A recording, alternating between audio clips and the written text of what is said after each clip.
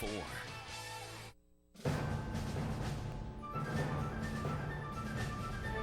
The only thing we have to fear is fear itself. Ask not what I, your Ronald country Reagan, can do do for you. CBS News coverage of the inauguration of Barack Obama. From Capitol Hill, here is Katie Curry. And good morning again, everyone, on a magnificent day here in our nation's capital at an historic moment for our entire country. In just about 2.5 hours, 47-year-old Barack Hussein Obama of Illinois will be sworn in as the 44th president of these United States. For the first time in the more than 200-year history of this country, an African-American will be the chief executive. How far we have come, and how far people have come from all over this country to witness the inauguration, be part of the history and the celebration here in the nation's capital. They are standing, as you can see, shoulder to shoulder from the Capitol all the way out onto the great National Mall, bundled up, by the way, because it is cold out there. Right now, about 20 degrees, but the wind makes it feel about 9 degrees. But hopefully the huddled masses are keeping each other warm. It's expected to be about 29 at noon when Mr. Obama takes the oath of office. Right now, though, he is attending church services at St. John's, and watching it all with me right here from our studio, CBS News Chief Washington Correspondent Bob Schieffer and Presidential Historian Extraordinaire Doug Brinkley. Gentlemen, good to see you on this very exciting day. And while Doug's a presidential historian, Bob, you've lived through more history than either of us so far, because you covered your first inauguration back in 1965. This is number 12 for me, and I've never seen anything like this. Katie, we were here before the sun came up. By 6:30 this morning, 6:30 this morning, there were already more than 100,000 people out on the mall.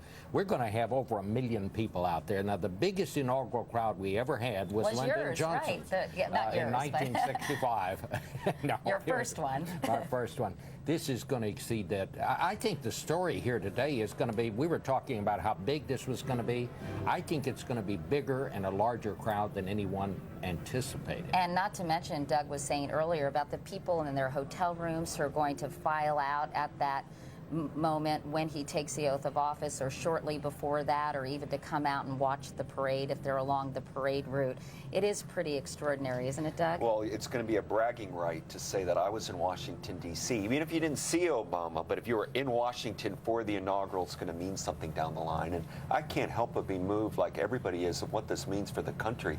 I mean, we talk about the word freedom and the freedom struggle, but think about it for the African-American community going through the Middle Passage to slavery, you know, through the Civil War and emancipation, Jim Crow, and then all the history of Booker T. Washington and Rosa Parks, Martin Luther King, and now you have Barack Obama being sworn in as President of the United States. It's an awesome moment in American history. You know, historians, apparently, according to the Washington Post this morning, say he is taking command of an office at its historic zenith.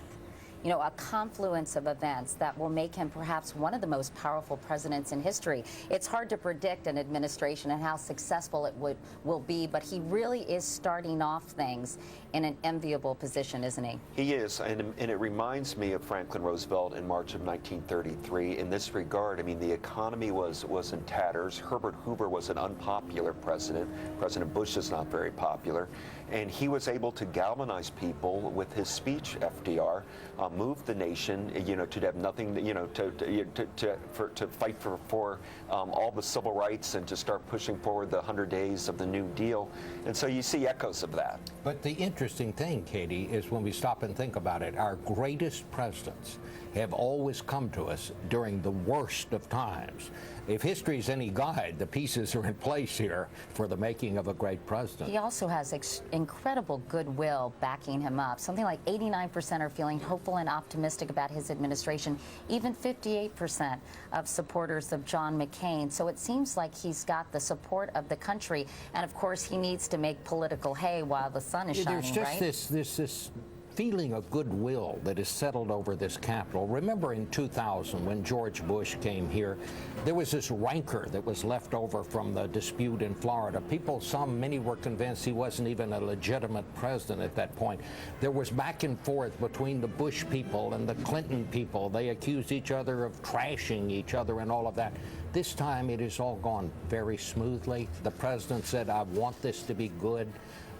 I have never in a long, long time, Katie, seen the kind of spirit over this town and in this town that we're seeing today. It's remarkable. He has a very busy day. We should mention earlier today he left Blair House, which was really the official guest house of the White House. He and his family moved in there on January 15th, wanted to earlier, but it was booked, unfortunately, so they stayed at the historic Hay Adams Hotel. So they left Blair House, and then they're, of course, attending St. John's Church in Washington, D.C. It's known as the Church of Presidents. And then from there, he goes to the White House and has coffee with the Bushes, which in the past has sometimes been a little bit awkward, but they seem to have a good, healthy relationship, as we saw when the former presidents and President Bush and President-elect Obama all got together at the White House. I've never seen a transition that has gone as friendly as this one has been. Remember, the president invited the Obamas to come over to the White House.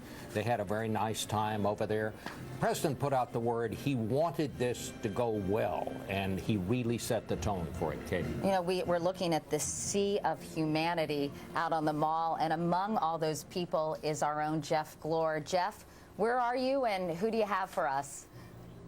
Yeah, good luck finding us here, Katie.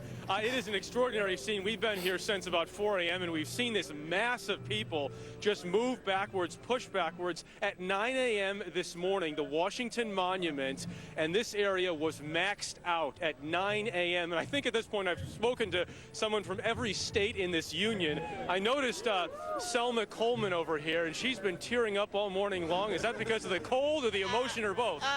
Both.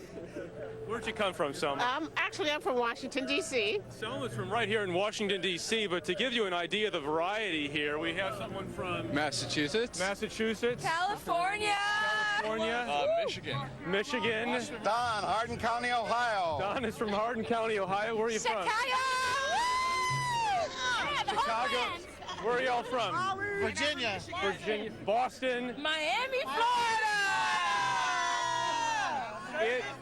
It is pretty amazing. You go down this line and you just see everyone who has come here. Hard to believe this area jammed by this time. Katie, back to you. All right, Jeff Glor, thanks so much. We're now joined by David Axelrod, who was a key political advisor responsible for Barack Obama's victory in November. He is now a senior White House advisor. And David, I know you've been spending a lot of time with the president-elect. Can you tell us a little bit about his state of mind right now? You know, his state of mind is very positive, Katie. He understands how profound the problems are that we're inheriting here and that we have a tough road to hoe, but he's fundamentally optimistic about it, and he's eager to go. All during the campaign, you know, when the problems were welling up that we knew he would have to handle if he won, he would say, look, if you're going to be president, do it when it counts. And I think he's eager to get going. Let's talk a little bit about the speech writing process, if we could, David, because this is undoubtedly the most important speech, or at least one of the most important speeches of his political career. First off, how much pressure is he feeling about this particular address?